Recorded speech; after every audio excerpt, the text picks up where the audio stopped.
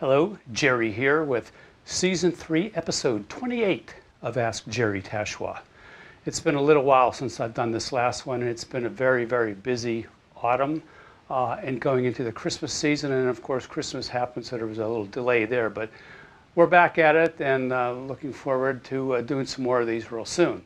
I also would like to mention, since I always forget to say this, if you'd like to ask me a question, simply go to my website, which is tachoir.com, Tachoir.com,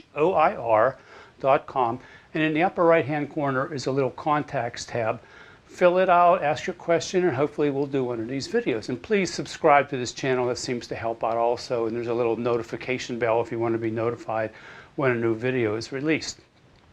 The video today, the questions, I've actually received several of these questions that are very similar within the last month and a half.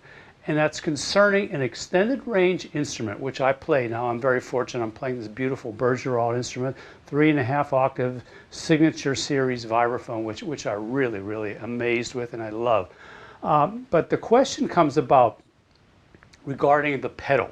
People want to know that, okay, because it's a bigger instrument, do you need the swivel pedal or is a regular pedal okay, or extended pedal? How does that work with this instrument? And this came in a conversation actually about a week ago.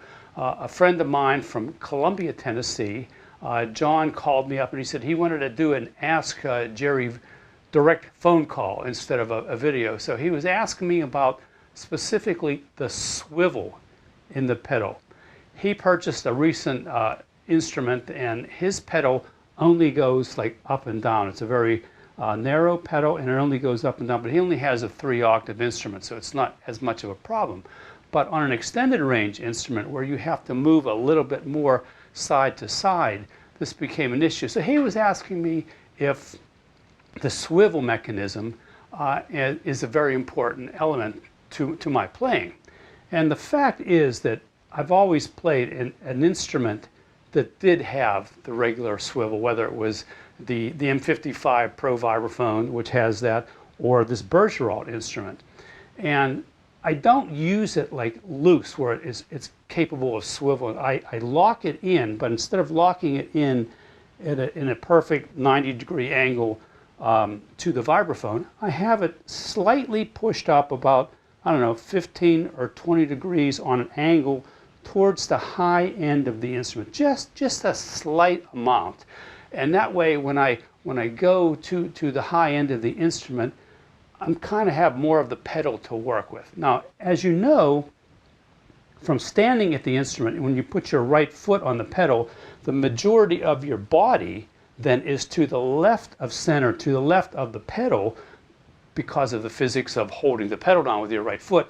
So this pushes your body over towards the low end of the instrument anyway.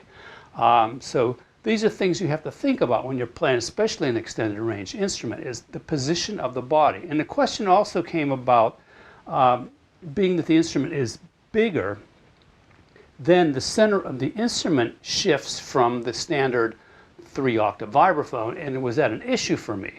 And to be honest with you, it really wasn't. First of all, this is the instrument that I wanted to play all my life, an extended range instrument down to C.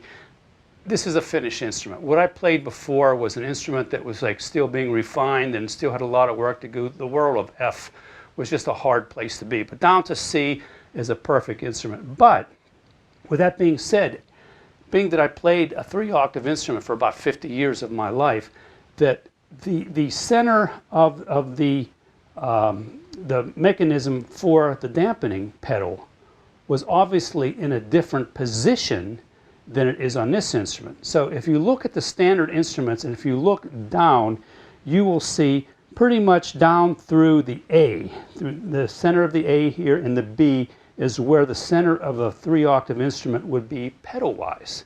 On this Bergeron instrument, being that I have an extra 5 notes down here, well, actually 3 and then the sharps and flats, then they move the pedal a little bit and only about an extra bar and a half over. So now if you look down, you will see the center of the dampening pedal between the F and the G. And I really don't think that this movement of two steps is really anything that's that serious. And as a matter of fact, when I came to it, it just felt so natural, and I just played it, and I didn't notice that my center of the instrument had shifted a little bit. Now, on this Bergeron instrument, and I'll show you, they actually took the pedal, and again, it's on a swivel mechanism, so you can position it side to side wherever you want it, but they also made the pedal wider. The standard M55 pedal that I played all my life is about 7 inches wide. This pedal is 13 inches wide, and it's absolutely perfect. I love the way this pedal is set up. I love the way the width of this pedal, and it just works so well to be able to put your foot on it, and you can go slide up to the edge or wherever you need to be to make this pedal work for you. So it works very well, and I'm very happy to have this. So anyway, I hope that answered my question. Again, I don't allow the pedal to swivel freely. I have a swivel pedal that I lock into a slight angle just to kind of get it up towards the high end of the instrument a little bit, to give me a little bit more capability of playing this end without having to lean too much and worry about keeping my foot on the pedal. So that's the only thing that I have changed from being a 3.5 octave complete instrument player than I was when I played the 3-octave instruments. It is something, I know it sounds silly, but it is something that you really have to think about. And I know that my friend who called me up and wanted to know this information, he seemed to be a little concerned about it as well. And we came to the conclusion that with a 3-octave instrument, it's not that much of a big deal. With an extended range instrument, especially if you get a 4-octave instrument, then you've got to make sure you find yourself in a position where you can reach the extremes of the instrument and play it well without all the bending and moving and getting out of control while you're playing. So I hope this issue on the swivel and the pedal is something you can understand, and hope you can figure it out and make it work for you.